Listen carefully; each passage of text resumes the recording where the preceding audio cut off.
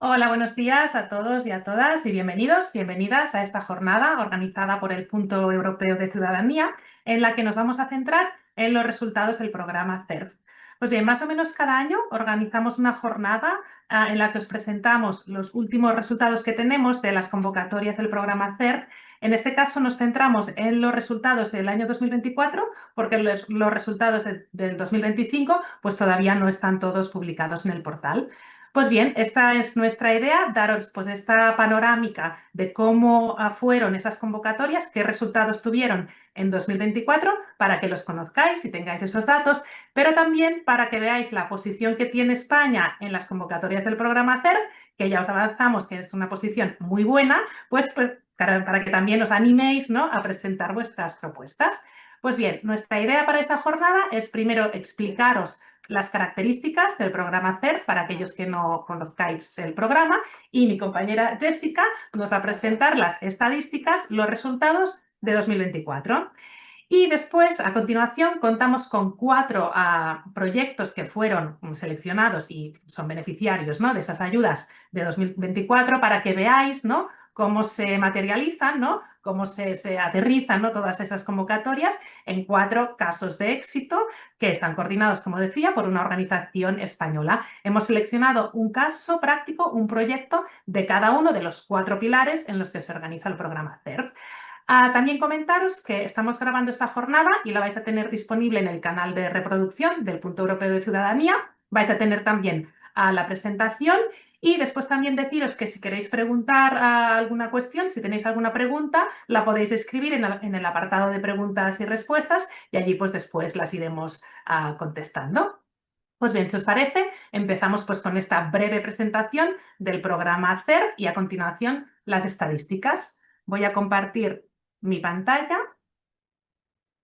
Y bien, solo comentaros que el Punto Europeo de Ciudadanía es desde donde gestionamos las convocatorias del programa CERF, y estamos situadas en el Ministerio de Cultura, concretamente en la Subdirección General de Cooperación Cultural con las Comunidades Autónomas, que depende a su vez de la Dirección General de Derechos Culturales. Y lo que hacemos en la oficina, mi compañera Jessica y yo, es daros información sobre las ayudas, las convocatorias del programa CERF a medida que la Comisión Europea va abriendo esas convocatorias. Ahora tenemos unas cuantas convocatorias abiertas que van a cerrar en abril, la mayoría de ellas, pero después se van a seguir abriendo la segunda mitad de año pues otras convocatorias que también os pueden interesar. Esa es una tarea que hacemos. Y después también hacemos una tarea de consultoría y asesoramiento totalmente gratuito para todas aquellas personas y organizaciones españolas que os queráis presentar alguna de las convocatorias del programa CERF. Pues nos podéis contactar por teléfono, por correo electrónico, por videollamada, para resolver, ¿no?, todas las dudas que tengáis y para que hagamos pues eso, ¿no?, una revisión de vuestros proyectos. También os podemos ayudar en la búsqueda de socios. Algunas convocatorias del programa CERF requieren de ese partenariado europeo y otras no, pero también os podéis presentar con socios europeos. Pues también hacemos esa función, ¿no?, a través de nuestra página web y organizando también webinarios a nivel europeo con los otros puntos nacionales de contacto de otros países. Y participamos en actividades, ¿no?, para dar a conocer el programa CERF. También tenemos otro tipo de webinarios, ¿no?, de formación, de capacitación, y todos están grabados y están, como os decía, en el canal de reproducción, ¿no?, del Punto Europeo de Ciudadanía. Y somos la conexión, ¿no?, el punto de contacto entre aquí, ¿no?, el Punto Europeo de Ciudadanía, el punto nacional de contacto, y la Comisión Europea y la Agencia Ejecutiva en Bruselas, que ellos son quienes después ejecutan estas ayudas. Los objetivos básicos de todas las convocatorias del programa CERF son los que veis aquí. Por un lado, proteger y promover los derechos y los valores que están recogidos en los tratados de la Unión Europea y también en la Carta de los Derechos Fundamentales de la Unión Europea, fomentar una participación democrática más activa, cívica, más participativa, para promover y conseguir sociedades más abiertas, más democráticas, igualitarias, inclusivas, que es uno de los objetivos, ¿no?, de la Unión Europea. Y este programa, las convocatorias van dirigidas a organizaciones de la sociedad civil, es decir, organizaciones del tercer sector, también a autoridades públicas a distintos niveles, entidades privadas y organizaciones internacionales. Ahora mismo el programa, como todos los programas de financiación de la Comisión Europea, se encuentra en el septenio 2021-2027 y para ese septenio se está dedicando ese presupuesto, que son estos 1.550 millones de euros. Y también comentaros que la Comisión Europea está ya trabajando, ¿no?, en los presupuestos y en el programa, ¿no?, para el siguiente septenio, que va a ser el septenio 2028-2034, y que en principio ese presupuesto se va a aumentar, con lo que son muy buenas noticias, ¿no?, pues para, ¿no?, la salud, digamos, ¿no?, del programa CERF y su continuidad. ¿Qué países, ¿no?, pueden participar en estas convocatorias? Pues como veis aquí son los 27 Estados miembros de la Unión Europea y otros países de la vecindad europea o que son candidatos a formar parte de la Unión Europea y que tienen firmado ese acuerdo de colaboración con el programa CERF. Son los que tenéis aquí, desde Albania, Bosnia-Herzegovina, Serbia, el territorio de Kosovo, Ucrania, Moldavia también, desde hace menos tiempo, Montenegro, Macedonia del Norte y también las organizaciones internacionales. Pues bien, como os decía, en aquellas convocatorias en las que se requiere participar con un socio europeo, os podéis alinear con cualquier organización de estos países y alguna puede participar en algunos capítulos sí y en otros no. Eso ya cada convocatoria nos explica esos requisitos de participación. Como veis, las temáticas sobre las cuales, ¿no?, pues pueden versar vuestros proyectos son muy diversas, ¿no?, todas basadas evidentemente, ¿no?, en promover, ¿no?, los derechos sociales, desde los derechos fundamentales, la defensa del Estado de Derecho, promover sociedades, ¿no?, países más democráticos, donde se fomenten los derechos humanos, combatir cualquier tipo de discriminación, de violencia, a luchar, ¿no?, para conseguir, pues, tener una mayor igualdad de género, proteger los derechos de la infancia, terminar con la violencia de género. Hay una convocatoria específica que todavía no se ha publicado, que es sobre la memoria histórica europea. Esa se va a publicar la segunda mitad de año y, en fin, todo lo relacionado, pues eso, ¿no?, con conseguir estas sociedades, ¿no?, más democráticas, participativas, igualitarias, inclusivas, ¿no? Con lo que veis, las temáticas son muy diversas y ya dependerá de cada convocatoria, se va a tener que ajustar nuestra temática a las prioridades y los objetivos de esas convocatorias. El programa CERF se estructura en 4 pilares y justo después los 4 casos prácticos que hemos invitado, ¿no?, pues representan a cada uno de estos 4 pilares. Dentro de esos 4 pilares se van convocando distintas convocatorias en torno a esa misma área temática. El capítulo 1, como veis aquí, es el capítulo de valores de la Unión. Entonces aquí las convocatorias están destinadas justamente a proteger y promover los valores de la Unión Europea, la democracia y la solidaridad, entre la ciudadanía. El capítulo 2 es el capítulo, ¿no?, destinado, o que lleva por nombre, ¿no?, igualdad, derechos, igualdad de género. Entonces, las convocatorias que se publican bajo este capítulo son, pues, para luchar contra cualquier tipo de discriminación, de desigualdad, luchar contra el racismo, la intolerancia. Después también hay una convocatoria que está ahora justamente abierta, ¿no?, que es para promover la igualdad de género, ¿no?, por ejemplo. Y hay convocatorias para proteger y promover los derechos de la infancia y de las personas con algún tipo de discapacidad. El capítulo 3 es el capítulo de compromiso y participación de la ciudadanía y en este capítulo se publican propuestas para conseguir, pues eso, esa ciudadanía más implicada, más participativa, que se implique, digamos, ¿no?, en todos los procesos democráticos y políticos y en toda la vida, ¿no?, digamos, cívica y democrática de su país, ¿no?, de sus sociedades. Entonces tenemos eso, una convocatoria para promover la participación en la vida democrática y cívica de la Unión Europea. Ahora tenemos una convocatoria abierta en ese sentido y después también convocatorias para promocionar y promover intercambios entre la ciudadanía de distintos países. Y esa convocatoria que os decía sobre la historia europea común. Y finalmente, el capítulo 4 es el capítulo Daphne. Y en este capítulo solamente se publica una convocatoria que todavía no se ha publicado, pero que se va a publicar este año, que es para combatir la violencia de género contra las mujeres y cualquier tipo de violencia contra la infancia, la juventud y otros grupos de riesgo. Como veis aquí, pero no vamos a entrar en detalles, ¿no?, sobre el presupuesto, cada convocatoria va acompañada, ¿no?, de su tipo de presupuesto que se tiene que elaborar. Pero hace poco, en febrero, hicimos un webinario justo con un experto, ¿no?, en elaboración de propuestas y en presupuestos sobre cómo elaborar los distintos tipos de presupuestos en función de cada convocatoria, que lo tenemos en nuestra página web y lo podéis ver y consultar allí. Este es el calendario de convocatorias para el año 2026 que publicó la Comisión a finales de año, finales de 2025. Entonces aquí tenéis las fechas aproximadas, ¿no?, de apertura y cierre de las convocatorias. Más o menos se abren cada año entre 8 y 10 convocatorias, pero deciros que hasta el momento las convocatorias se vienen publicando con un cierto retraso, con lo que esa es una fecha orientativa, pero bueno, si veis que no se está publicando, nos lo preguntáis, ¿no?, porque puede ser que vayan con un cierto retraso, pero más o menos sobre esas fechas se van abriendo y cerrando las convocatorias. Como os decía, pues también somos vuestro punto de contacto, ¿no?, vuestra ayuda para buscar esos socios europeos. Entonces lo podéis hacer tanto a través, ¿no?, de esta plataforma que hemos creado conjuntamente con el resto de oficinas europeas, donde vosotras mismas os podéis postular, podéis inscribiros, digamos, ¿no?, y ofreceros como coordinadores o como socios de un proyecto, y a su vez podéis ver qué organizaciones de esos países que antes os mostrábamos pues están buscando activamente socios, ¿no?, para una convocatoria en concreto o para una temática en concreto. Pues bien, pasamos ya, Jessica, a la parte de resultados de 2024. Muchas gracias, Mónica. Pues vamos a comenzar a ver cuáles han sido, ¿no?, esos resultados del programa CERF en el año 2024. Vamos a comenzar con unas estadísticas un poco más generales, ¿no? Y luego vamos a entrar en las estadísticas de las distintas convocatorias que hemos extraído en el día de hoy con su correspondiente ejemplo, ¿no?, de proyecto beneficiario que van a comentarnos su experiencia.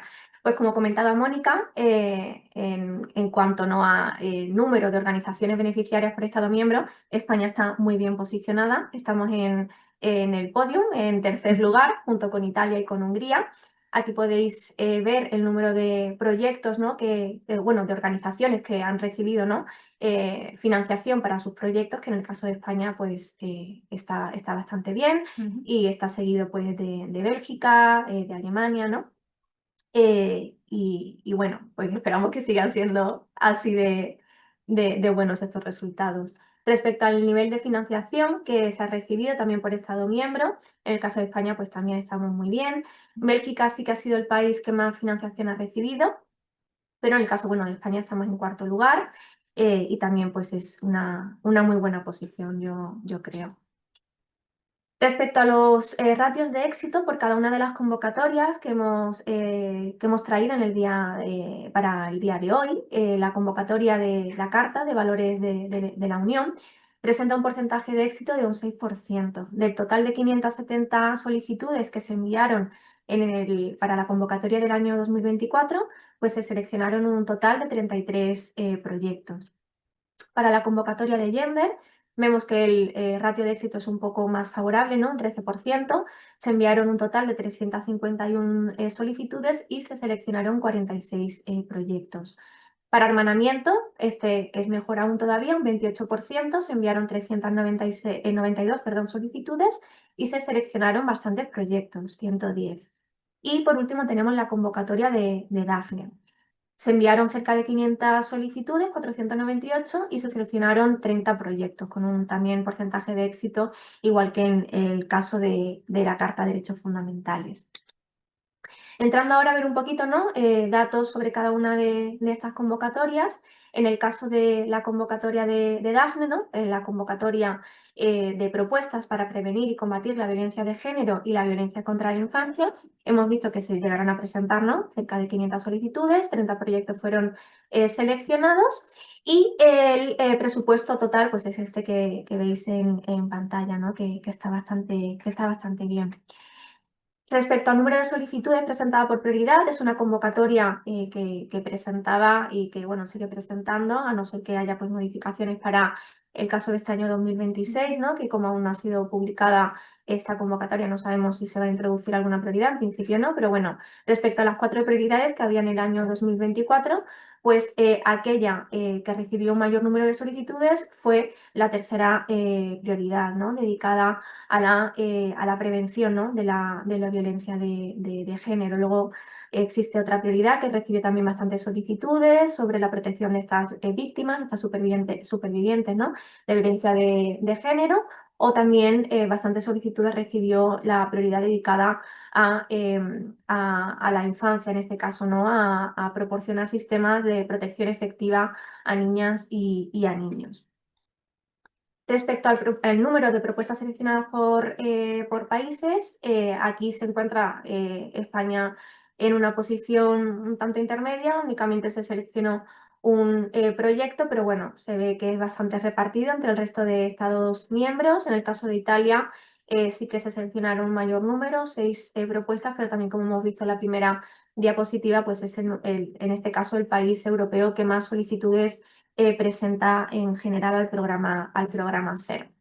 Respecto a la convocatoria de propuestas para promover el conocimiento, la capacitación y la aplicación de la Carta de los Derechos Fundamentales de la Unión Europea por parte de las organizaciones de la sociedad civil, hemos visto igualmente el número de solicitudes bastante elevado, ¿no? Por encima de las 500, y la financiación que se dotó en total o que se ha dotado en total, ¿no? Para estos 33 proyectos que fueron seleccionados. Respecto a el ratio, el número de solicitudes por prioridad y por Estado miembro, en el caso de España, bastante bien porque se seleccionaron proyectos para todas las prioridades que integraban la convocatoria ese año. Para el caso de la convocatoria de Speech sí que se seleccionaron 2 proyectos, pero para el resto pues se seleccionó uno por prioridad. Luego tenemos Italia, pues que recibió se seleccionaron 2 proyectos para 2 prioridades, pero de nuevo pues vemos cómo España se encuentra muy bien posicionado con respecto al resto de países europeos.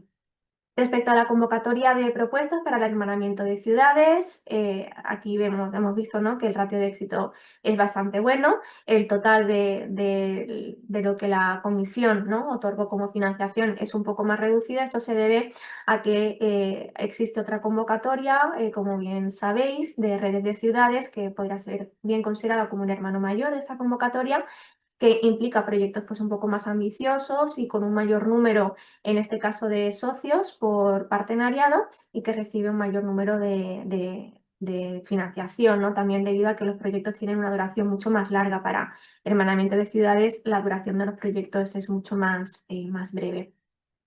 De nuevo, en cuanto al número de solicitudes y propuestas seleccionadas por países, vemos que España pues, se encuentra también en torno al tercer, cuarto puesto, con un importante, ¿no? número de proyectos seleccionados. De nuevo, Italia, ¿no? Es en este caso además el país que más proyectos presenta para esta convocatoria, y también Eslovaquia, es un país que presentó para la convocatoria de 2024 bastantes solicitudes.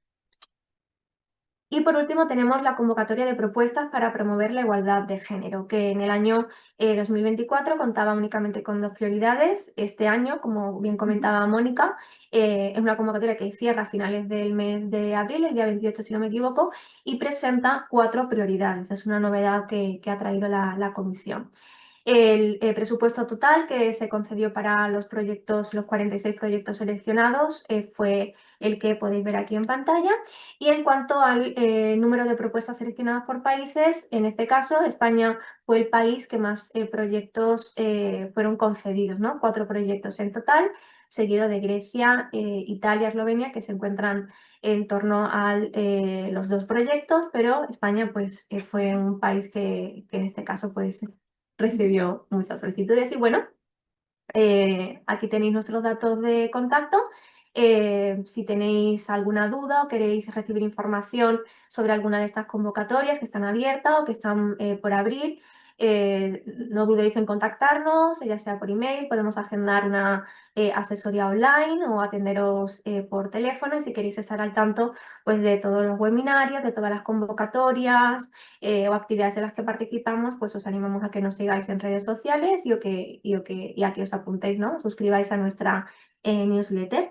Y ya con esto dejamos de compartir y vamos a proceder a presentar los casos prácticos, los proyectos que fueron algunos de los proyectos beneficiarios de esta convocatoria de 2024 y que tenemos aquí hoy, ¿no? con nosotras y con nosotros. Vamos a comenzar con un proyecto del último capítulo, el capítulo Daphne. El proyecto llamado CLICK, Connecting Families, Educators and Policymakers to Combat Violence and Improve the Well-being of the LGBTIQ Children through an Intersectional Approach. Es un proyecto coordinado por el Grupo de Investigación en Ciencias Sociales Aplicadas de la Universidad de Girona, que presenta que cuenta con 3 líneas de investigación, ¿no? La cohesión social, derechos de ciudadanía y democratización de las administraciones y las políticas públicas. Este proyecto presenta como objetivo combatir la violencia de género y mejorar el bienestar de la infancia LGBTIQ+, mediante un enfoque integral que conecte los entornos educativos con las familias Rainbow y con las infancias y adolescencias de esta comunidad LGBTIQ+. Pues José Antonio, muchas gracias por estar hoy aquí con nosotras y con nosotros y te cedemos, ¿no?, la palabra para que nos cuentes un poquito sobre este proyecto. Creo que estás silenciado, José Antonio, no te podemos escuchar. Perfecto, que digo que voy a compartir. Efectivamente, como han dicho las compañeras, Mónica y Jessica, muchas gracias por vuestra presentación. Os presentaré este proyecto que es Connecting Families, Educators and Policymakers to Combat Violence and Improve Wellbeing of LGBTIQ Children through an Intersectional Approach. Es un proyecto coordinado desde la Universidad de Girona, concretamente desde el Grupo de Ciencias Sociales Aplicadas, como ha comentado, y el equipo, pues bueno, un poco que formamos parte del grupo de investigación. Es un equipo bastante amplio, formado tanto por profesorado de la universidad como con personas que son investigadoras postdoctorales y predoctorales. Para presentar el proyecto y para gestionar este tipo de proyectos, lo que contamos también siempre con un equipo técnico que tiene que ver con comunicación y diseminación de la investigación, como con la gestión project manager, más gestión administrativa, porque un proyecto de estas características siempre conlleva no solo la parte de implementación técnica, que es la que quizás los investigadores y las investigadoras vemos, ¿no?, sino que también pues llevan sus Excels, sus justificaciones y este tipo de cuestiones que cuando presentamos el proyecto no nos las imaginamos, pero os aseguro que también vienen, ¿eh? Entonces, bueno, el grupo de investigación también es verdad que somos un grupo que venimos de otros proyectos. Hemos participado en diversos tipos de proyectos de financiación europea, algunos de ellos como coordinadores, como Colorful Childhoods, Counter Hate o Diversity and Childhood. En otros participamos como partners, en bueno, Come Forward, Diversity, Let's Go by Talking, Open Doors o ENAC, que hemos cerrado hace poquito. Y actualmente pues estamos con 3 proyectos financiados por la Unión Europea en marcha, que es el CLIC, que es el que estamos hablando hoy, JEPIN, que es un proyecto financiado del programa Horizon, y Transcending Barriers, que es sobre inserción laboral de las personas trans. Como veis, el centro de interés de nuestro grupo de investigación siempre es o está atravesado por la diversidad sexual y de género. Entrando en esta propuesta, ya habéis dicho alguna información, pero que es, bueno, es un proyecto de la convocatoria SERP, que es un proyecto que dura 2 años. En este momento estamos justamente en la fase de finalización de todo lo que tiene que ver con el trabajo de campo. También he de decir que es un proyecto aprobado en un segundo intento, es decir, primero nos habíamos presentado una convocatoria SER previa, en la cual obtuvimos un 95 sobre 100 de puntuación, pero no fue financiada. Y en esta vez nos hemos presentado que a la prioridad 2 de la convocatoria Daphne, que como han dicho las compañeras Mónica y Jessica, cuenta con un 6% de éxito. Esto sí que es un elemento importante porque a veces hemos tenido muchos proyectos, pero muchísimas veces nos han denegado los proyectos también, ¿eh? Esto también es un elemento que hay que tener en cuenta, ¿no? Como decíamos, el objetivo principal del proyecto pues, es combatir la violencia y mejorar el bienestar de la infancia y la juventud LGBTIQ a través de un enfoque educativo integral que conecte entornos educativos con Rainbow Families y con infancia. Tenemos esta trilogía, ¿no?, estos 3 elementos de entornos educativos, Rainbow Families, y cuando nosotros hablamos de Rainbow Families nos referimos a esas familias en las cuales un miembro de la familia, una persona de la familia es LGBTIQ+, y esta persona puede ser una criatura, pero también pueden ser los papás o las mamás o un miembro de la familia que se considera LGBTIQ. ¿Por qué nos parecía importante para integrar esta dimensión de núcleo familiar, ¿no? En esa relación e interacción con el entorno educativo. Los grupos diana del proyecto son fundamentalmente 6 grupos, evidentemente la infancia y la juventud, particularmente la infancia y la juventud LGBTIQ, pero no solo la infancia y la juventud LGBTIQ, porque nos interesa también conocer cuál es la relación de los peers, de los compañeros y compañeras de clase, o cómo reaccionan y cómo abordan la cuestión de la diversidad sexual y de género. Evidentemente las Rainbow Families, ¿no? Con eso que el personal educativo, los responsables de las tomas de decisiones, policy makers, en general nos interesa muchísimo porque tiene mucho que ver. Las políticas LGBTIQ están atravesadas precisamente por los tomadores de decisiones y la capacidad que tienen, pues, para establecer protocolos, acordar financiación a determinados programas, determinadas actividades, la población en general y el entorno académico, pues porque en este proyecto hay una fase dedicada a la investigación, una fase dedicada a la implementación, y en su conjunto nos permite también hacer algunas producciones académicas, como en otros proyectos previos, en este caso hemos acordado que seguramente sacaremos un specialisum en alguna revista académica internacional. Los países participantes en el CLIC, pues son Bulgaria, a través de Abilities, que es una organización LGBT que trabaja en el país. En España estamos la Universidad de Girona como coordinadora, pero también la Universidad Rey Juan Carlos, que es otra universidad con la que colaboramos y que está implementando el trabajo de campo en Madrid. En Hungría trabajamos con Hatter Society, que es una organización LGBT, una de las más grandes de la ciudad, que está instalada en Budapest y que, por ejemplo, ha sido una de las promotoras de la famosa manifestación del año pasado en Budapest, pues por todas las restricciones que había para celebrar el orgullo en el país por parte del gobierno. En Italia trabajamos con la Universidad de Verona, en Lituania con el GIEL, que es una organización LGBT de la ciudad, y en Portugal con el CES, que es un centro de investigación de la Universidad de Coimbra. Entonces, veis que es un consorcio formado tanto por organizaciones sociales como por centros de investigación y universidades, ¿no? ¿Cuáles son las principales actividades que hemos desarrollado en este proyecto? Una de las principales actividades es inequívocamente la que está relacionada con la gestión y la coordinación del proyecto, ¿no? Y aquí pasa, pues, por la coordinación del proyecto a nivel europeo y la gestión financiera. ¿Qué implica esta coordinación del proyecto a nivel europeo? Pues entender no solamente las cuestiones administrativas, sino también las multidimensiones sociales y culturales que atraviesa Europa. Y más en un proyecto de estas características sobre diversidad sexual y de género, donde hay muchísimas particularidades, ¿no? Donde, por ejemplo, Lituania cuenta con una ley antipropaganda homosexual, ¿no? O Hungría, donde tiene muchísimas dificultades para implementar la diversidad sexual y de género. Por tanto, la coordinación tiene que ver también no solo con, decía, la cuestión financiera, que os aseguro que es la más aburrida, sino también con la cuestión de los abordajes culturales y la comprensión cultural, ¿no? Y para poner en marcha todo eso, el resto de los paquetes de trabajo, ¿no? La elaboración del plan de trabajo, supervisar la calidad del trabajo, supervisar que los deliberables o el trabajo que se lleva a cabo es de gran calidad y que se cumplen los plazos en la medida de lo posible.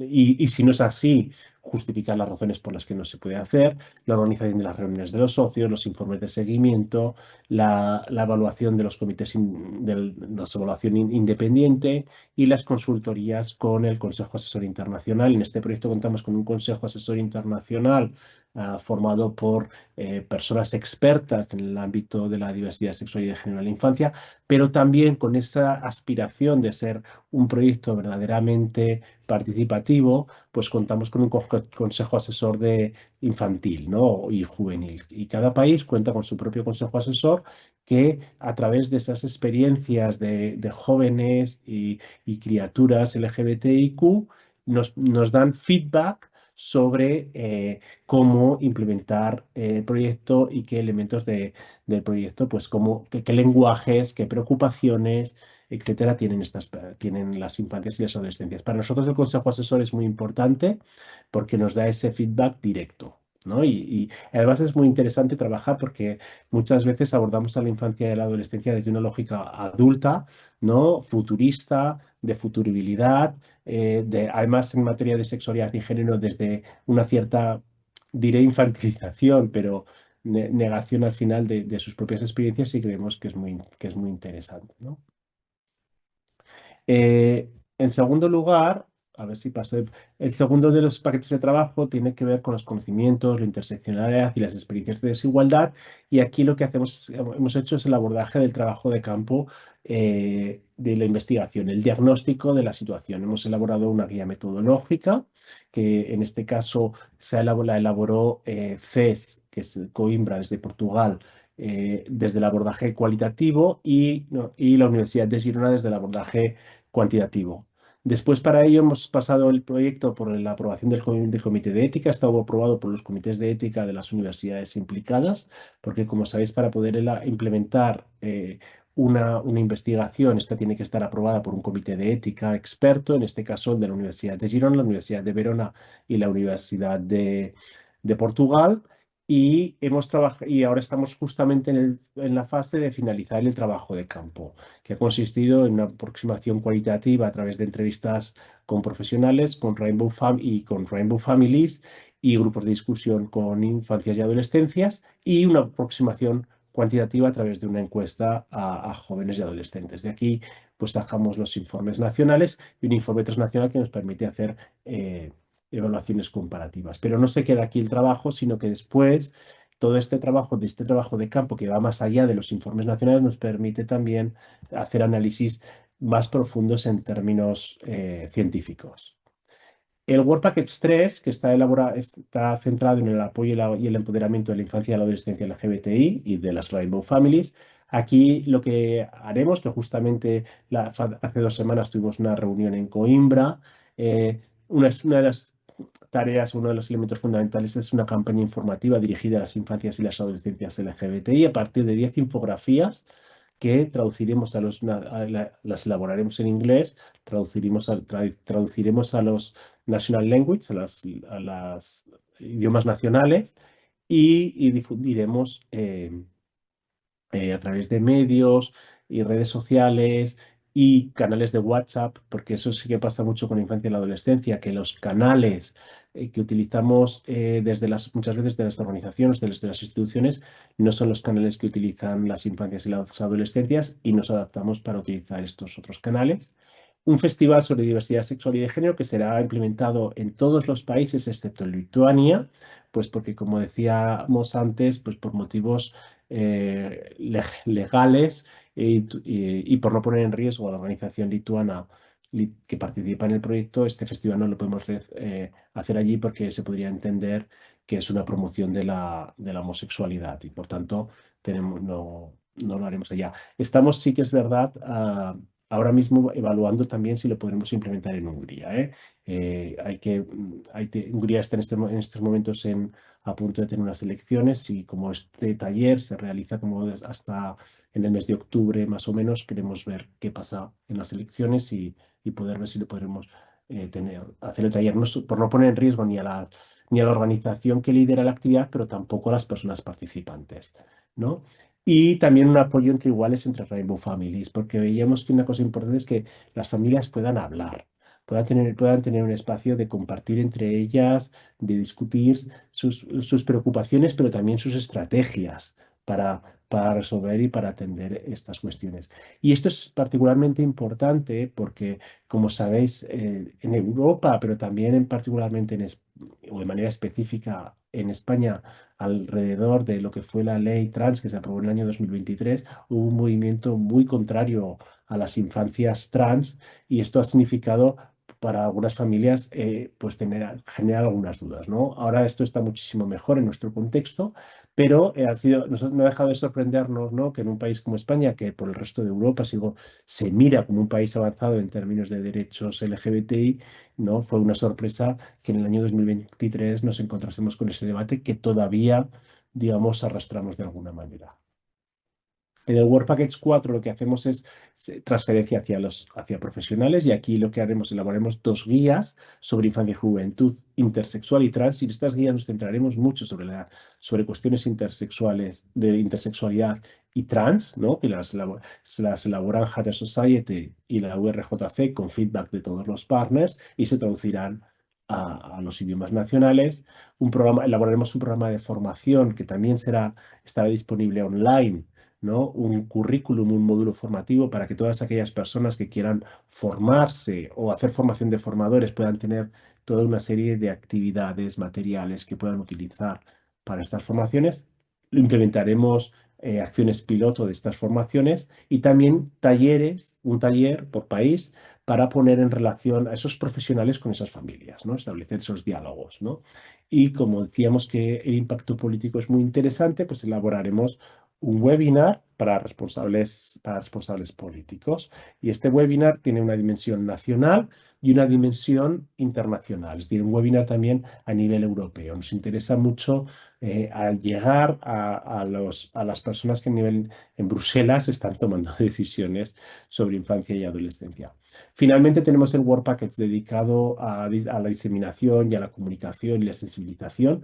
Evidentemente esto implica pues, un plan de difusión y comunicación, generar una identidad visual, campañas en redes sociales, materiales de sensibilización, notas de prensa sobre los resultados del proyecto y la producción de artículos, y en esta producción de artículos pasa tanto por los medios de comunicación, digamos, generalistas, como también comunicación científica a través de participación en conferencias científicas, la escritura de special issues en revistas científicas, artículos, etcétera. La conferencia final, que en nuestro caso será en Verona, y un position paper, que es como un policy brief, donde hacemos las recomendaciones generales de cómo implementar o mejorar el bienestar de las infancias y las adolescencias. Y un poco, muchísimas gracias. Esto es el proyecto que tenemos en marcha y dejo de compartir. Muchísimas gracias, José Antonio, por esta presentación tan clara y tan bien estructurada, ¿no? Y donde nos has explicado los paquetes de trabajo y las actividades, porque nos viene muy bien para ver, pues, con eso, ¿no? Con lo que decía al principio, cómo se plasma, ¿no? Cómo se materializa esta convocatoria Daphne en un ejemplo, en un proyecto concreto. Muchísimas gracias por haber compartido tu experiencia con todas nosotras y nosotros esta mañana. Y pasamos al segundo caso práctico.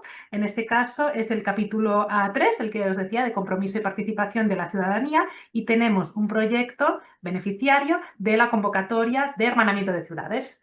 Y tenemos con nosotras a los coordinadores, que en este caso es el Ayuntamiento de Cerdá, en Valencia, en el País Valenciano, y tenemos al alcalde del Ayuntamiento, José Luis. Os cuento un poco sobre el proyecto. El proyecto es sobre juventud rural y despoblación.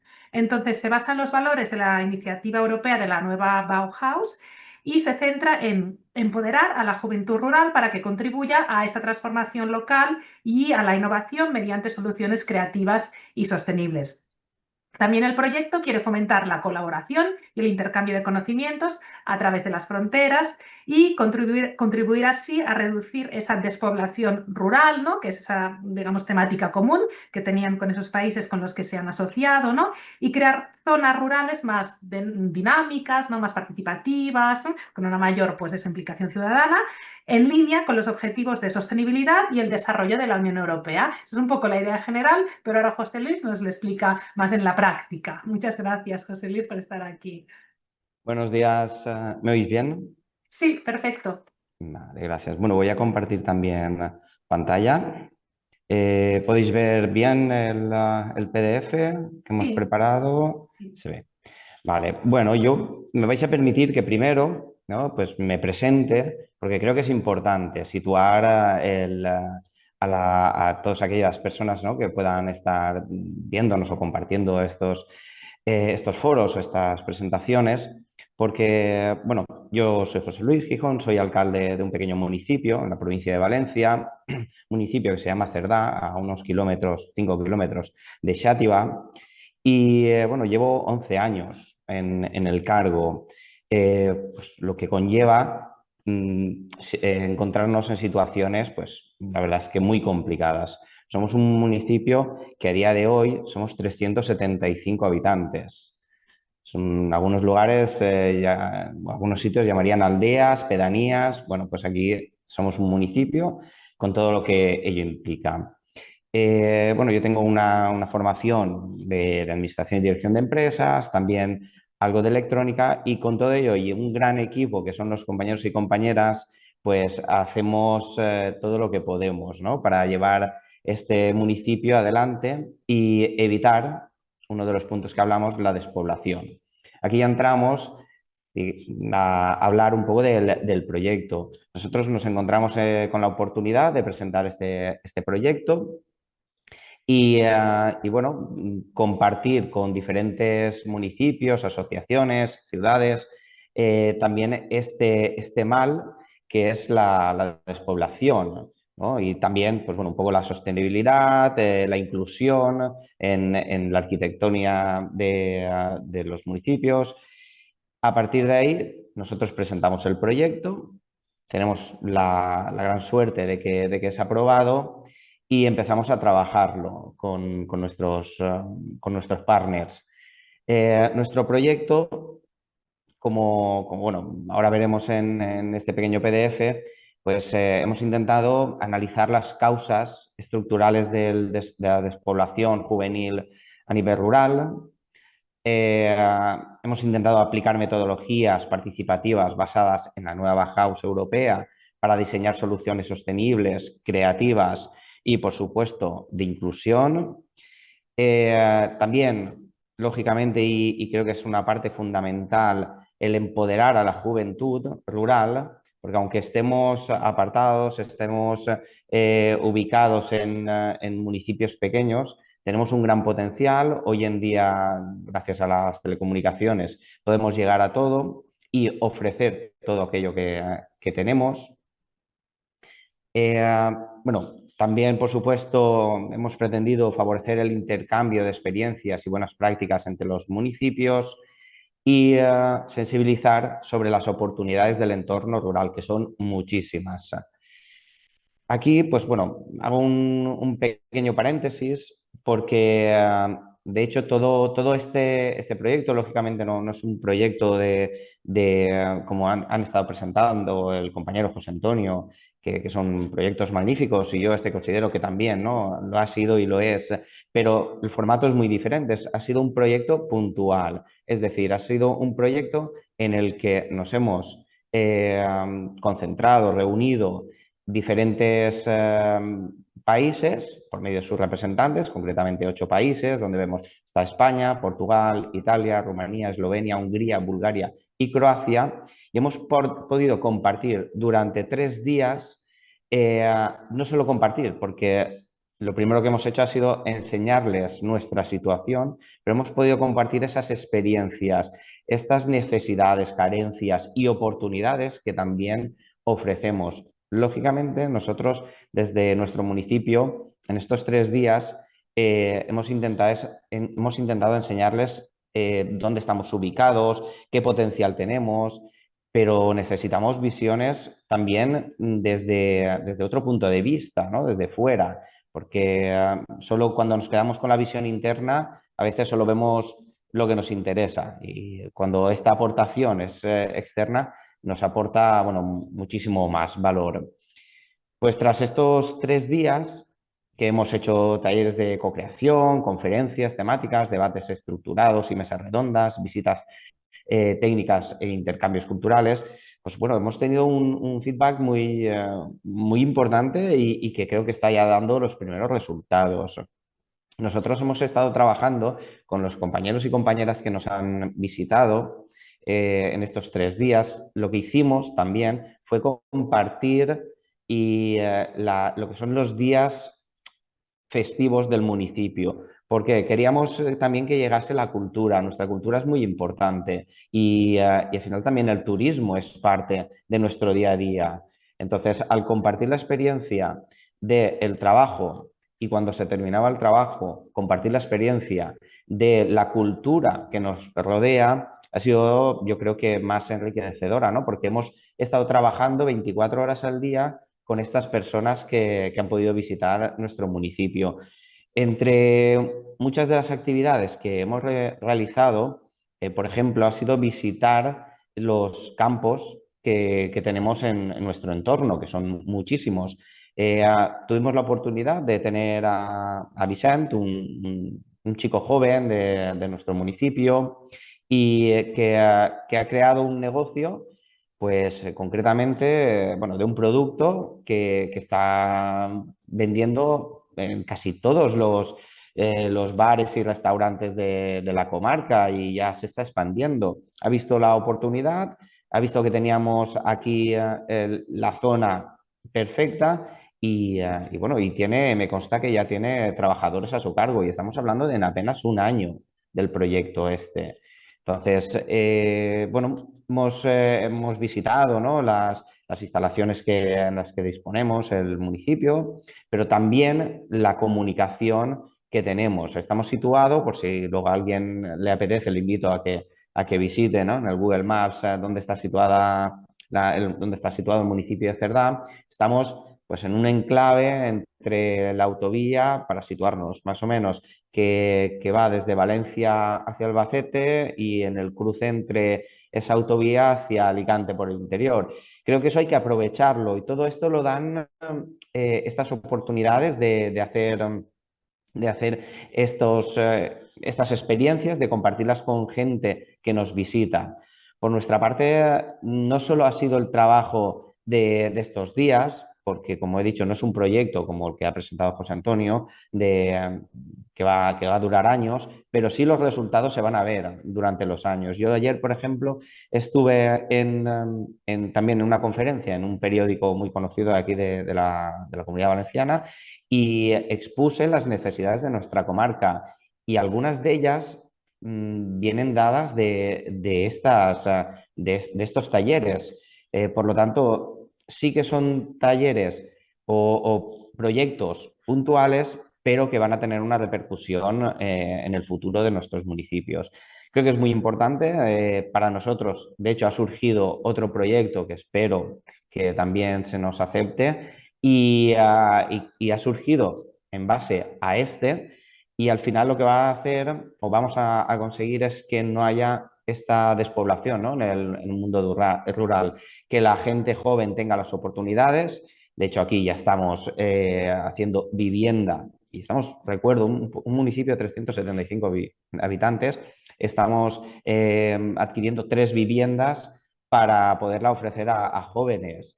Es decir, salen necesidades, salen ideas, no es tan fácil decirlo y hacerlo, pero con todos estos proyectos, la gente que nos aporta su experiencia de otros países, pues se puede hacer posible. Mi intervención no va a extenderse más. Por supuesto que cualquier duda nos tenéis aquí los contactos en el documento, podéis contactar con el ayuntamiento, conmigo personalmente, con Mónica, que yo sé que nos hará de intermediaria. Y si me permitís, ponemos un pequeño vídeo muy corto de un resumen de, bueno, que hemos intentado juntar de la experiencia.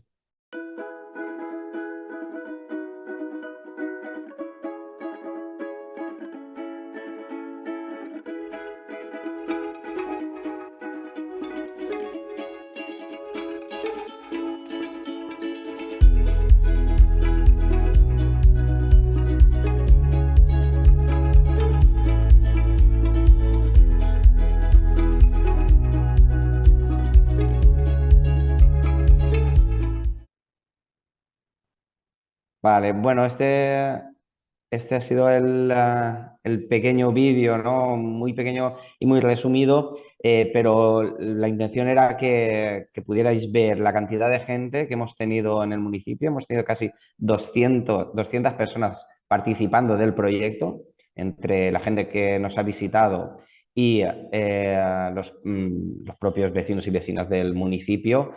Y bueno, han sido unos días, creo que inolvidables para el municipio, y creo que también inolvidables para la gente que nos ha podido visitar. Así que muchas gracias. Muchísimas gracias, José Luis, por compartir este proyecto tan bonito, ¿no? Y esta temática tan relevante, ¿no? Como bien has dicho, no es nada fácil decirlo y tampoco hacerlo, ¿no? Porque al final, bueno, todos los que estáis aquí con nosotras sabéis, ¿no? Lo sacrificado, ¿no? Que es sacar adelante un proyecto como un proyecto CER, ¿no? Con todo el tiempo que implica, pero que con ilusión, ¿no? Con muchas ganas y pasión, pues se saca adelante, ¿no? Y que por eso hacemos este tipo también de encuentros, ¿no? Para animaros a todos a que participéis, ¿no? Y podáis también obtener financiación para llevar a cabo estos proyectos que son tan importantes y tan relevantes. Pues muchísimas gracias de nuevo, José Luis. Y entramos ahora a ver otro proyecto también muy bonito, en este caso de la convocatoria de la Carta de Derechos Fundamentales, ¿no? Del primer capítulo, que nos va a presentar Eleni y Rafi de la Federación Camira, que es una entidad sin ánimo de lucro fundada ya a finales de los 90, que agrupa a una red de 25 asociaciones de mujeres gitanas en toda España y que trabaja para promover la igualdad, la inclusión social y los derechos de las mujeres gitanas, con un enfoque centrado, ¿no? Pues en empoderarlas y en dar acceso a la educación y a los servicios públicos, ¿no? También contribuyendo a la prevención de la violencia de género y la lucha contra la discriminación. Nos van a presentar el proyecto Romanet, un proyecto que aborda precisamente este antigitanismo como una forma de racismo estructural, especialmente en el entorno digital, mediante un enfoque integral que combina la acción legal con el empoderamiento comunitario, la sensibilización y el desarrollo de contranarrativas basadas en la inteligencia artificial. Muchas gracias, Eleni y Rafi, que también está aquí con nosotras, y os cedo ya la palabra para que nos contéis. Hola y muchas gracias por la invitación. Voy a compartir la pantalla. Vale. Pues hoy queremos compartir nuestra experiencia como un caso práctico, desde la idea inicial hasta la realidad de la implementación del proyecto. Somos Elena Pasiaco y Rafi Santiago Camacho, las personas detrás del proyecto. Yo soy la coordinadora del área internacional de Camira y mi compañera la coordinadora del área internacional. Yo vengo de Grecia y quería disculparme de antemano por mi español, ya que no es mi lengua materna. Espero que me podáis entender. Este proyecto fue nuestro primer intento en la convocatoria de SER. Pues la entidad Camira es una federación compuesta por 25 asociaciones en toda España de mujeres gitanas. Nuestro trabajo se centra en la igualdad efectiva, la inclusión social y el empoderamiento de las mujeres gitanas, siempre desde una perspectiva de derechos humanos y de trabajo directo con las comunidades. Ahora pasamos a mi compañera Rafi, que os va a explicar un poquito cómo ha surgido esta idea. Eh, bueno, pues como comentaba antes Jessica en nuestra presentación, Romanet surge como una respuesta a una realidad persistente, como es la discriminación y el discurso de odio, especialmente el discurso de odio contra la población gitana y contra grupos vulnerables sigue siendo muy frecuente, especialmente en entorno online. Nosotras elegimos el programa CER porque dentro del marco europeo consideramos que es el que mejor conectaba con los derechos fundamentales en combinación con la sociedad civil y la innovación responsable. El proyecto lo que busca es defender los valores fundamentales de la Unión Europea como la igualdad, la dignidad y la no discriminación mediante un enfoque multifacético, inclusivo y tecnológicamente avanzado. Nuestro proyecto lo que hace es combinar acciones legales, respuestas basadas en la inteligencia artificial y el empoderamiento de la mujer de la comunidad gitana con el objetivo de adoptar un enfoque holístico para así poder contrarrestar el discurso de odio en la era digital. Camira, como Federación de Mujeres Gitanas, una de las áreas donde más se implica y donde más trabajamos es en el área de discriminación. Dada nuestra experiencia, pues hemos notado que desgraciadamente la discriminación en general y el antigitanismo en particular, que es el área que nosotras más trabajamos, está alcanzando niveles muy altos. No se trata solo de un fenómeno puntual, sino que se trata de una forma estructural de racismo que se ha ido normalizando con el tiempo.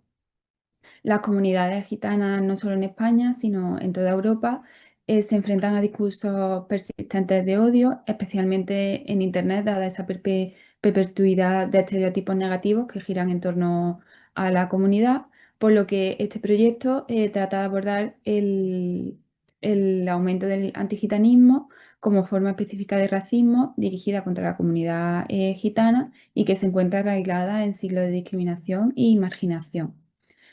El antigitanismo suele ser invisible o normalizado por las víctimas. Muchas de ellas no son conscientes de que se encuentran ante una situación de discriminación, lo que lo hace una temática especialmente insidiosa y persistente. Este tipo de discriminación, como decía antes, se manifiesta a través del discurso de odio, de delitos, discriminación racial, desigualdades sistemáticas en acceso a servicios básicos como la vivienda, la educación, el empleo, la salud y el acceso a la justicia. Nosotros quisimos abordar esta temática porque vimos que el discurso de odio tiene un auge bastante importante en Internet y el avance de la tecnología con el avance de la tecnología pues tuvimos muy claro desde un principio que una sola herramienta no iba a ser suficiente. Por eso diseñamos un proyecto que daba un enfoque integral combinando la tecnología, el trabajo comunitario, la formación y la cooperación institucional. Para nosotras es muy importante el trabajo en conjunto y destacamos la importancia de que sean asociaciones o personas que estén en contacto directo con esta población vulnerable quienes formen parte de esta iniciativa, pues son ellos quienes verdaderamente pueden guiarnos y pueden darnos pautas sobre cómo actuar ante estas situaciones. En cuanto a los objetivos del proyecto, una vez vista la convocatoria, pues nosotras consideramos que era bastante importante que los objetivos que nosotros teníamos estuviesen directamente alineados con las prioridades del programa CERF, en este caso. El proyecto tiene varios objetivos. El primero sería colaborar de forma directa con ONGs y autoridades para fomentar así la colaboración entre las organizaciones de la sociedad civil, como decía antes, y las autoridades públicas, y desarrollar de manera conjunta una serie de estrategias para abordar los delitos de odio y el discurso de odio. Otro de los objetivos sería la detección y la prevención conjunta, fortalecer la capacidad de estas comunidades, de las organizaciones de sociedad civil y las instituciones, ya sean fuerzas y cuerpos de seguridad del Estado, el Poder Judicial o incluso medios de comunicación, para detectar, prevenir y responder eficazmente a los incidentes relacionados con el odio. En la discriminación y los delitos de odio, una de las grandes problemáticas es la infradenuncia, pues muchas de las víctimas o no se atreven o no conocen los mecanismos que tienen de denuncia. Por ello, nos marcamos como objetivo también alentar a las víctimas y a los testigos a denunciar este tipo de incidentes mediante la sensibilización sobre los mecanismos de apoyo legales e institucionales disponibles en nuestro país. También consideramos importante desarrollar y difundir narrativas contrarias utilizando herramientas basadas en la inteligencia artificial para desafiar y neutralizar el discurso de odio en línea contra la población gitana. Esto va en consonancia con una de las actividades que más adelante os explicaré. Otro de los objetivos sería capacitar a profesionales de los medios de comunicación para que sean capaces de identificar y evitar la difusión de contenidos discriminatorios y promover en su lugar narrativas inclusivas basadas en la diversidad y el respeto. Y finalmente, también consideramos bastante importante sensibilizar la opinión pública sobre las graves consecuencias que este tipo de discursos pueden generar, la discriminación y el racismo, especialmente a estas comunidades que son más vulnerables. A continuación, mi compañera Eleni va a hablar un poco de los grupos con los que nosotras elegimos trabajar. Bueno, como ha mencionado Rafi, el discurso de odio es un fenómeno bastante complejo. Por eso hemos elegido colaborar con bastantes grupos objetivos, diseñando una estrategia específica para llegar a cada uno. Primero de todo, llegamos a las comunidades romaníes, porque son las que se ven afectadas por el discurso de odio y la discriminación y la violencia que muchas veces ven enseguida, y a veces no conocen sus derechos o los recursos legales que tienen a su alcance. Luego, queremos llegar a la población general porque la percepción pública está influenciada por las narrativas en línea y las normas sociales. por eso lo vemos esencial reducir la tolerancia pasiva hacia el discurso de odio. Luego, queríamos llegar a organizaciones de la sociedad civil porque son fundamentales como primeras en responder a los delitos de odio y que pueden ofrecer apoyo a las víctimas y facilitar un diálogo institucional. Y luego colaboramos también con las autoridades públicas como fiscales y fuerzas de orden y otros actores que son esenciales para hacer cumplir las leyes contra los delitos de odios, intentando crear una colaboración entre todos los actores que están implicados en este fenómeno para llegar a una solución holística. Ahora vamos a explicar, Rafi, un poquito más a fondo las actividades. Le paso. Pues como decía antes, las actividades combinan formación, campañas públicas, herramientas digitales y espacios de diálogo institucional. A la hora de presentar el proyecto, nosotras queríamos tomar como base pues, nuestra experiencia de trabajo en este campo.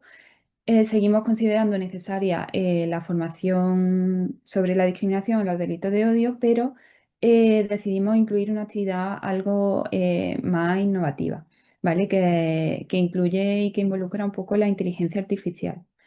Las actividades que nosotros enmarcamos son actividades de capacitación, actividades de formación, dirigidas pues, tanto a la comunidad gitana como a organizaciones de sociedad civil, profesionales de los medios de comunicación y autoridades públicas, em, como en dos ramas, ¿no? Queríamos pues un poco sensibilizar y dar pauta de atención a las autoridades públicas y a las organizaciones de sociedad civil para que sepan abordar este tipo de problemáticas y también queríamos capacitar a los profesionales de los medios para dar una cobertura correcta y un tratamiento a estas noticias que involucran a poblaciones vulnerables para así un poco minimizar lo que es el impacto y el discurso de odio en línea.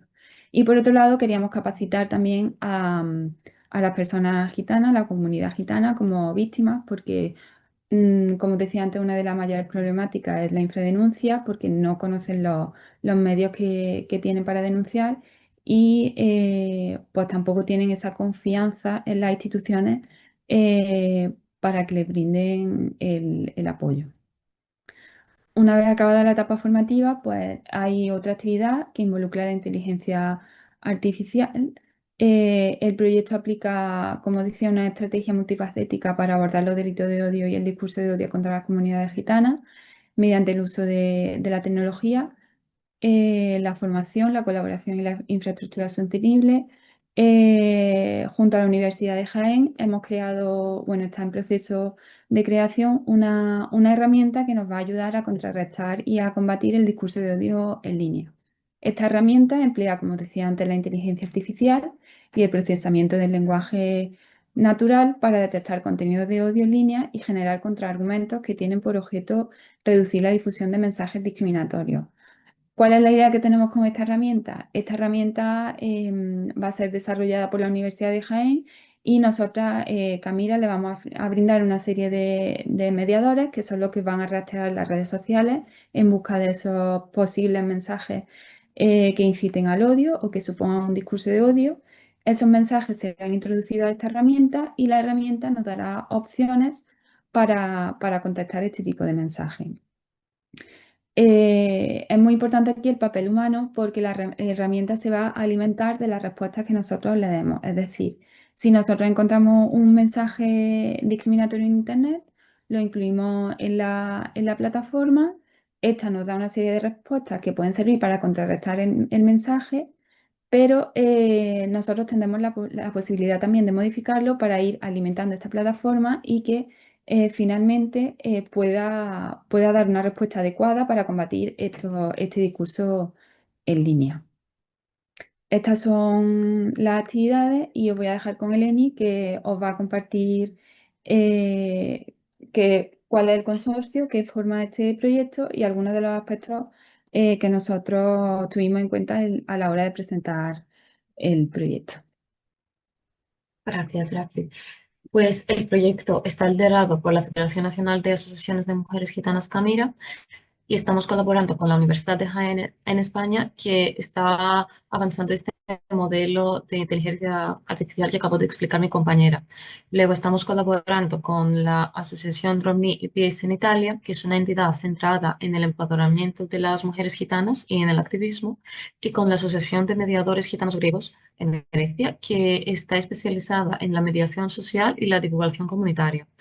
Hemos creado esta asociación basada en 3 entidades romaníes con experiencia en el tema de la discriminación y conocimiento de las necesidades de la comunidad, además de acceso a las comunidades en diversas ubicaciones geográficas de los países. Hemos combinado este conocimiento con una entidad pública con conocimientos técnicos, que es la universidad, y complementamos los conocimientos para crear un enfoque más innovador. Lo que buscábamos en los socios cuando hemos creado el consorcio fue experiencia en el tema y compromiso con el impacto social, además de acceso a las comunidades y confianza en la colaboración. Nos pusimos en contacto con asociaciones que sabíamos que compartían nuestra visión y cuyo funcionamiento conocíamos por colaboraciones anteriores, utilizando la experiencia base. La experiencia previa nos ha servido como una base, pero sin necesidad de copiarlo. Uno de los aprendizajes más claros, que también fue confirmado por la evaluación de proyecto, es que parece que los evaluadores analizan muy bien por qué determinadas entidades trabajan juntas y la coherencia del partenariado a veces pesa más que su tamaño. Si volveríamos a presentar el proyecto, implicaríamos todavía más los socios en la fase de redacción. Durante la implementación vimos enfoques muy valiosos que podrían haberse reflejado mejor desde el inicio. En cuanto a la gestión, hemos apostado por estructuras sencillas pero claras. Esto nos ha ayudado muchísimo a mantener la coherencia y anticipar posibles dificultades. Hemos puesto un esfuerzo de coordinación con una comité directiva del proyecto, compuesto por un representante por cada entidad. Comunicamos a nivel interno una vez cada mes a través de reuniones mensuales, que también nos ayudan como puntos de control y nos dan la oportunidad de debatir asuntos y cualquier cuestión que surja. Luego, una de las cosas más útiles del proceso fue entender qué valoran realmente los evaluadores. No basta solamente con una buena idea, hay que demostrarla con datos y con coherencia. En nuestro caso fue muy clave alientar muy claramente las prioridades del programa con nuestra idea, analizar las necesidades basándolas en datos europeos, tener un enfoque de empoderamiento, la colaboración entre entidades públicas y autoridades y entidades sociales, perdón. Y en cuanto hemos incluido esta herramienta innovativa, la hemos conectado muy bien con las garantías éticas. Como hemos visto antes, se trata de una convocatoria bastante competitiva y no es suficiente solamente superar las bases. Otros consejos que podríamos dar para futuras entidades que quieren presentarse es que eh, el SERV acoge con muy buen ojo la innovación, pero los evaluadores quieren ver que se ha tenido muy bien en cuenta los riesgos, especialmente cuando se trata de tecnología o con grupos vulnerables. Por eso en nuestro caso se consideró prometedor el uso de la IA, pero se valoró explícitamente la moderación humana y se han identificado y mitigaron los riesgos éticos, algo que también lo han evaluado muy bien. Unas cosas más que podríamos compartir con cualquier entidad quien se presentarse sería invertir tiempo en el análisis de necesidades, utilizar datos a nivel europeo y fuentes fiables de la Unión Europea y constituir partenariados coherentes. Muchísimas gracias por tenernos hoy y estamos aquí para lo que necesitáis. Muchísimas gracias, Eleni y Rafi, por compartir con todas nosotras pues, el trabajo, todo el trabajo que hacéis en vuestro proyecto tan importante, ¿no? De combatir, por un lado, ¿no? El racismo y también lograr, pues, luchar contra todo este discurso del odio, dos acciones, desgraciadamente, pues, tan necesarias, ¿no? Hoy en día. Después, gracias también por estos pequeños consejos que habéis compartido al final, ¿no? Pues como pequeños truquillos, ¿no? Que hacen que vuestra propuesta, pues, destaque, ¿no? Pues en frente al resto de propuestas y podáis conseguir así la financiación. El caso vuestro, también queremos destacar, ¿no? Que sois una organización más bien pequeñita y que era la primera vez que presentabais esta propuesta al programa CERF y fuisteis seleccionadas, con lo que queremos animar, ¿no? A las organizaciones, ¿no? Entidades, personas que nos estáis siguiendo hoy a presentar vuestra propuesta, porque no tenéis por qué tener experiencia previa, haber presentado el proyecto en otras ocasiones, es decir, solo tener pues esa, ¿no? Esa idea alineada, como habéis visto, ¿no? Completamente con los objetivos del programa CER, ¿no? Pues conseguir, en vuestro caso, esas sociedades más igualitarias, ¿no? Y bueno, tener esos socios, ¿no? Europeos con quienes participar y llevar a cabo, pues, el desarrollo de la propuesta. Pues muchísimas gracias de nuevo a las dos y pasamos ya al último ejemplo práctico, al último proyecto, en este caso de la convocatoria de igualdad de género, que es una convocatoria que ahora está abierta y que es del capítulo, ¿no? de igualdad, derechos, igualdad de género. Tenemos aquí con nosotras a Andrea.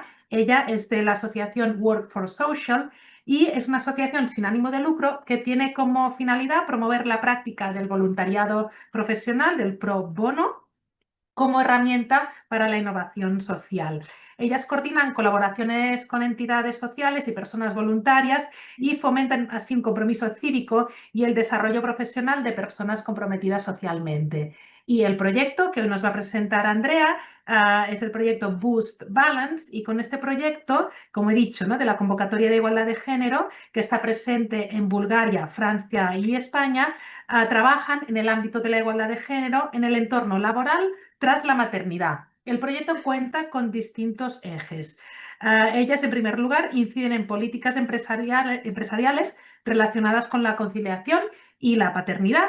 En segundo lugar, dinamizan esta comunidad dirigida a madres, pero también a padres y a cualquier persona interesada en la igualdad de género. Y, en resumen, los tres pilares de trabajo fundamentales son el trabajo con empresas, el impulso del desarrollo profesional de madres e impulso en la economía de los ciudadanos en padres, teniendo como hilo conductor en los tres ejes el compromiso social a través de la práctica del pro bono y de la inteligencia colectiva. Pues muchísimas gracias, Andrea, por estar aquí y cuando quieras, pues te cedemos la palabra.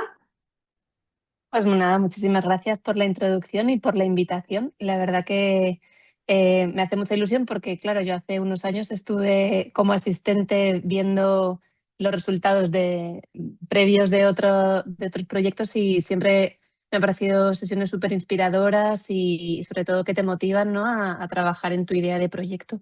Así que nada, un placer estar aquí.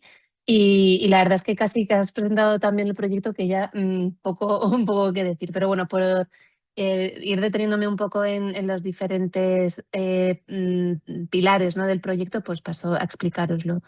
Contaros también que Boost Balance fue seleccionado el segundo año que lo presentamos. El compañero había mencionado sus resultados. Nosotros el primer año tuvimos un 78,5, con lo cual habíamos pasado el margen, porque el margen son tener al menos una puntuación de 70, pero aún así no conseguimos el proyecto. El segundo año lo volvimos a escribir e incorporamos un poco el feedback que nos habían dado no solamente desde la comisión, sino también desde aquí, desde el Punto Europeo de Ciudadanía, que tuvimos una sesión de consultoría, como explicaban al inicio, desde el Ministerio, y la verdad es que nos ayudó un montón porque nos hizo darnos cuenta de cosas que le faltaban un poco a la idea principal del proyecto, ¿no? Entonces, bueno, el segundo año, cuando ya nos la concedieron, tuvimos una puntuación de un 92. Al igual que las compañeras, somos una entidad muy pequeña y somos los coordinadores. O sea pues eso, que también nos animamos mucho a que lo presentéis. No me voy a detener mucho, tampoco queda mucho tiempo. Nosotros, en Work for Social sobre todo nos dedicamos como comentaba en la introducción, a promover la práctica del voluntariado basado en habilidades profesionales o pro bono, que pro bono es una expresión latina que significa por el bien común y es muy conocida en el ámbito del derecho o de los despachos de abogados. Practican pro bono, ¿no? Que es poner tus habilidades al servicio de un proyecto social, ayudando a entidades sociales con menos recursos, normalmente pequeñas o medianas, para ayudarlos en un ámbito de su gestión, como puede ser por recursos humanos, marketing, finanzas, estrategia, cualquier ámbito que sirva para reforzar las estructuras de estas entidades. Para nosotros el pro bono tiene un impacto en las entidades sociales, pero también en las personas que realizan el pro bono, ¿no? Porque consideramos que desarrollan habilidades profesionales, porque además en momentos clave de tu vida te puede ayudar un montón, como puede ser momento de búsqueda de empleo, momento en el que tienes una primera práctica profesional, y en el caso que nos ocupa, pues después de la maternidad o incluso en la paternidad, pues se puede utilizar como una herramienta para reinventarte profesionalmente, para mejorar tu networking, para cambiar de trabajo, etc. Entonces, bueno, ¿cuál fue nuestro punto de partida? Bueno, teniendo en cuenta la problemática de que la maternidad supone un obstáculo en el desarrollo profesional de las mujeres, ¿no? En este caso, bueno, pues las mujeres asumen mayor peso en lo que es la economía de los cuidados, ¿no? Está este estudio de Malas Madres que dice que las mujeres invierten 2 horas más al día que los hombres en todas las tareas que tienen que ver con los cuidados. También este estudio, que es posterior a la escritura de nuestro proyecto, pero me parece que está, bueno, que es muy relevante, ¿no? Sobre estereotipos de género, ¿no? Que todavía pesan y que tienen un gran impacto en las mujeres. Por ejemplo, en la frase de el principal rol de un hombre en la sociedad es ganar dinero, bueno, pues el 42% de las personas encuestadas en Europa dijeron que sí. En España estamos un poquito mejor, pero bueno, para que os hagáis una idea, otro de nuestros partners del proyecto es en Bulgaria y ellos están en un 75%, responden afirmativamente. O sea que, bueno, hay mucho todavía culturalmente que trabajar, ¿no? Y al contrario, el principal rol de una mujer en la sociedad es cuidar a su familia y a su hogar. Pues bueno, en España todavía un 23% considera que sí. Y luego esta última frase que parece también muy esclarecedora, ¿no?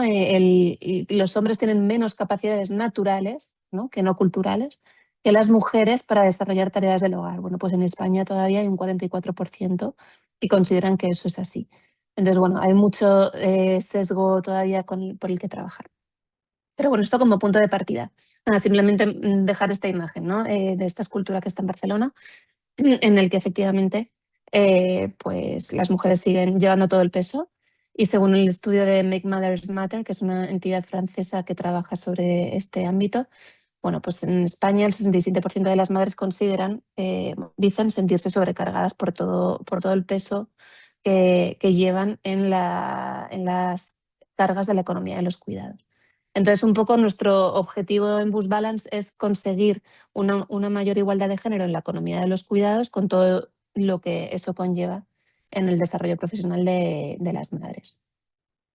¿Cuál es nuestro origen? Por ponernos un poco en contexto, nosotros nos inspiramos en un proyecto de Japón que se llama Mama Bono. Ellos tienen una problemática pues diferente. En Japón la baja de maternidad es 1 año, pero el 95% de las mujeres que se convierten en madres pues dejan la fuerza laboral, ¿no? Entonces lo que ofrece este programa es que las mujeres durante su baja ayuden a entidades sociales, o sea, haciendo pro bono, ayudándoles en áreas de la estructura de la entidad social, lo hacen en un grupo y bueno, pues dura diferentes meses. Entonces, ¿qué beneficios lleva participar en el programa? Pues que las mujeres se sienten empoderadas profesionalmente, se ven capaces de compaginar su labor de cuidado con su labor profesional, profesional como hacían antes. Además, el hecho de estar en comunidad les ayuda a verse reforzadas y además, una cosa que es bastante clave es que las participantes consideraban que al participar ayudando a ONGs, para poder hacerlo, muchas veces sus maridos volvían antes a casa de sus trabajos, además pensando en la cultura japonesa que tienen horarios muy extensos, y gracias a esto pues se producía este equilibrio en los hogares que permitían que las mujeres pudieran participar en el programa y eso luego facilitó el que se pudieran volver a reincorporar. Y el programa tiene esta tasa de éxito, ¿no? Que es que el 85% de las participantes vuelven al trabajo. Bueno, ese es el contexto japonés, que nada tiene que ver con el nuestro, pero sí que es verdad que las mujeres seguimos, bueno, como decíamos antes, ¿no? Llevando todas las cargas domésticas. Hicimos un primer piloto en España con este mismo formato de hacer colaboraciones pro bono de manera extensa, pero bueno, la mayor parte eran mujeres en búsqueda de empleo y solamente teníamos este foco en madres, ¿no? Vimos también que había un alto abandono de los participantes porque el programa, bueno, pues porque encontraban trabajo. Entonces, bueno, pero sí que vimos que las mujeres valoraban mucho la parte de empoderamiento profesional y, una vez más, el tema de la comunidad. Estar en contacto con mujeres que están en su misma situación. Entonces, buscamos socios. Bueno, ya habíamos trabajado con las entidades sociales que formaban parte del consorcio en Bulgaria, en España y en Francia, y estuvimos haciendo un análisis, como decían las compañeras, exhaustivo. Incluso hicimos unas encuestas en cada uno de nuestros países, y uno de los primeros hallazgos, bueno, el hallazgo más importante que vimos era el tema del sentimiento de soledad que tienen las madres tras la maternidad, ¿no? Y no estamos hablando de madres solteras, que también habría en el estudio, pero madres con parejas pues, bueno, pues que se encontraban todas con este punto, ¿no? La recomendación que nos dieron desde el Punto Europeo de Ciudadanía era involucrar también a empresas y a hombres, ¿no? No tener solamente el foco en el empoderamiento profesional de las madres, sino incluir el empoderamiento hacia los cuidados de los hombres y cómo podemos incidir en que las empresas pues incluyan estas perspectivas en sus políticas de género, en sus políticas de conciliación, de manera que fomenten también que los hombres se acojan a las medidas de conciliación. Y esa es un poco nuestra propuesta: mantener la comunidad para madres, hacer las colaboraciones para las entidades sociales más cortas, que permitan que, si una mujer está buscando empleo, pues pueda venir un único día a ayudar a una ONG, incorporar, o sea, y añadir no solamente colaboraciones pro bono, sino también otro tipo de acciones, como son talleres, bueno, cosas que ahora que explicaremos un poco más en detalle. Incluir en la conversación a los hombres, por supuesto, tener una plataforma que permita que la conversación continúe, ¿no? Que no sean cosas puntuales, sino que puedan estar en contacto. En lugar de llamar Mamá Bono, hemos llamado Red Equilibra, para que los hombres se sientan invitados a la conversación. El tema de las empresas y, sobre todo, el tema de tener una incidencia en el medio plazo, ¿no? Incluir una campaña de sensibilización para empoderar a los hombres en la economía de los cuidados. Así que esta es nuestra propuesta. Entonces, bueno, pues Boost Balance tiene estos pilares, ¿no? La comunidad de madres y padres comprometidos. El hilo conductor en todos los diferentes pilares es cómo podemos nosotros, desde nuestras habilidades, bueno, pues ayudar a retos sociales y en particular el reto de la igualdad de género tras la maternidad. Y, por último, el trabajar con empresas. Los países del consorcio somos España, Francia y Bulgaria. En Bulgaria tenemos a la Fundación Time Heroes. En Francia teníamos a un socio llamado Pro Bono Lab, que ha estado implementando el proyecto hasta julio de 2025. Se salió del consorcio y ahora somos nosotros, Workforce Social, quien implementa el trabajo en España y en Francia. Si tenéis curiosidad sobre esta particularidad, pues luego os dejo mi correo, que ahora no hay mucho tiempo. Ciclos con empresas. Vale, pues esta es nuestra propuesta de trabajo con empresas. Son sesiones de inteligencia colectiva en un formato virtual. Justo esta mañana acabamos de tener la última sesión del segundo ciclo de trabajo que hemos tenido con empresas, y lo que estamos haciendo es trabajar de manera conjunta en propuestas de políticas que las empresas pueden llevar a cabo para mejorar las actuales, ¿no? Sobre todo nos hemos centrado en en varios aspectos. Uno, cómo se puede ver la maternidad y la paternidad como una fortaleza y un activo empresarial, cómo podemos hacer que las habilidades desarrolladas tras la maternidad y paternidad sean valoradas positivamente en el entorno profesional, y cómo hacer que estas políticas involucren más a los hombres en la economía de los cuidados, ¿no? De maneras innovadoras. Todo esto lo vamos a volcar en una serie de... Bueno, esta es la metodología que hemos llevado a cabo, que son 4 sesiones, como decía. Y todo esto lo vamos a volcar, bueno, vamos a hacer seguimiento para ver si efectivamente estas empresas han puesto las políticas en marcha, y lo vamos a volcar en una guía que tenemos como finalidad darle mucha difusión para llegar a otras empresas y generar un efecto dominó para que sigan liderando este tipo de campañas, de políticas. Entonces, bueno, pues la idea es llevarlo a cabo a través de diferentes campañas acciones de sensibilización.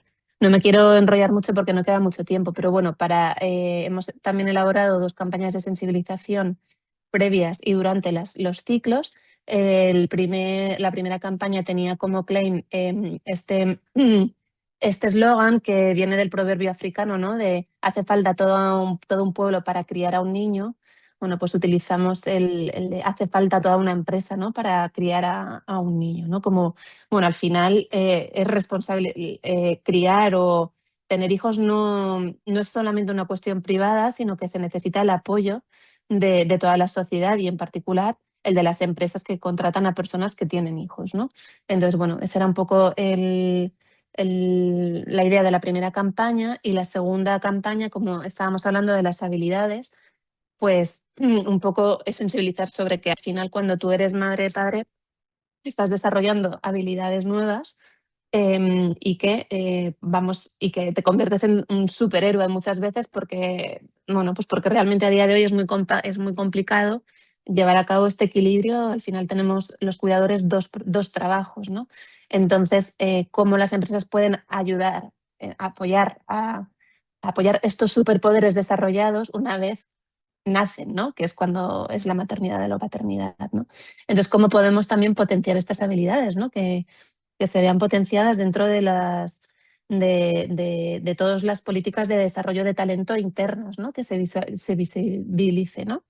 Entonces, este era un poco el enfoque de la segunda campaña de sensibilización. Nada, en cuanto a la plataforma para madres, lo hemos llamado Red Equilibra, como comentábamos, y dentro del contenido pues tenemos maratones pro bono, que son estas sesiones de apoyo a entidades sociales, tenemos talleres y webinarios, en particular tenemos talleres presenciales en Madrid, también lo tenemos virtuales en nuestra plataforma. Los temas son muy diversos, pero siempre desde el punto de vista del equilibrio en diferentes ámbitos, ¿no? Y sobre todo pues con el foco de la economía de los cuidados, la igualdad de género en la economía de los cuidados. Y luego la plataforma, que es bidireccional, es decir, los participantes también comparten recursos, ideas, eventos, un poco la idea de que se fomente este sentimiento de comunidad. Aquí hay algunos ejemplos de nuestros próximos talleres. Y a los que estáis invitados a participar. Luego dejaré un QR para nuestra plataforma para que estéis más... bueno, aquí está el QR, para que estéis informados. Y luego, por último, el tema del rol del hombre en la economía de los cuidados, ¿no? Bueno, pues queremos hacer una campaña de sensibilización que se va a co-crear a través de una jornada de inteligencia colectiva presencial en Madrid en septiembre de 2026. La idea es juntar a más de 30 personas y vamos a trabajar en la creación de un decálogo sobre cómo podemos ser todos change makers en esta causa, ¿no? Y cómo podemos involucrar más a los hombres en la economía de los cuidados. Y por último, bueno, pues como que hacemos una campaña para dar a conocer este decálogo. No me quiero extender mucho más. Y bueno, simplemente traía un poco por inspirar esta intervención artística que se había hecho en Alemania sobre, bueno, pusieron un poco bebés en esculturas de hombres emblemáticos, un poco para reflexionar sobre la importancia de los cuidados, ¿no? En nuestra sociedad, que están invisibilizados y que, bueno, al final es lo que sostiene nuestra economía, ¿no? En los cuidados. Así que nada, sin más, esto es lo que quería compartir y nada, encantada. Muchas gracias. Muchísimas gracias, Andrea, por compartir vuestro proyecto y por explicarnos, ¿no? Pues esa labor también tan necesaria que hacéis, ¿no? Para conseguir la igualdad de género, sobre todo en estos ámbitos, ¿no? Que vosotras trabajáis, ¿no? El mundo empresarial, laboral y todo el sector de los cuidados que, como decías, ¿no? Está muy invisibilizado y necesitamos, pues bueno, conseguir pues esa igualdad también en todos estos ámbitos. También muchas gracias por animar a todas las personas que nos están siguiendo hoy pues a que presenten sus propuestas al programa CER y puedan pues así llevar a cabo pues todos esos proyectos y actividades y objetivos que si no fuera por esa financiación pues sería mucho más complicado, ¿no? Pues poder hacer esas actividades, ¿no? Para conseguir pues cambiar algún aspecto en este caso, ¿no? De social, como es vuestro caso para la igualdad de género. Bueno, vemos que no tenemos ninguna pregunta. Si no tenemos preguntas, pues iremos ya cerrando esta jornada. Agradecemos de nuevo a los 4 casos prácticos que nos habéis acompañado por haber pues, aceptado la invitación y compartir vuestra experiencia, que siempre pues, va muy bien, ¿no? Ver un ejemplo práctico, ¿no? De cómo después se llevan a cabo los proyectos y se realizan las actividades. Ahora, cuando cerremos la jornada, os va a saltar, a aparecer un cuestionario de valoración y siempre os pedimos que contestéis a esas preguntas porque también nos orientáis a nosotras, ¿no? Acerca de qué temáticas, ¿no? Quisierais que desde aquí organizáramos pues alguna jornada. Ya tenéis también nuestro contacto y ya sabéis, como nos ha comentado Jessica antes, que nos podéis llamar por teléfono, escribir por correo electrónico, agendar una videollamada pues para cualquier duda y consulta que tengáis sobre el programa CER. Y bueno, por nuestra parte pues vamos ya cerrando esta jornada de hoy. Muchísimas gracias a todos y a todas por asistir y nos vemos en las próximas jornadas.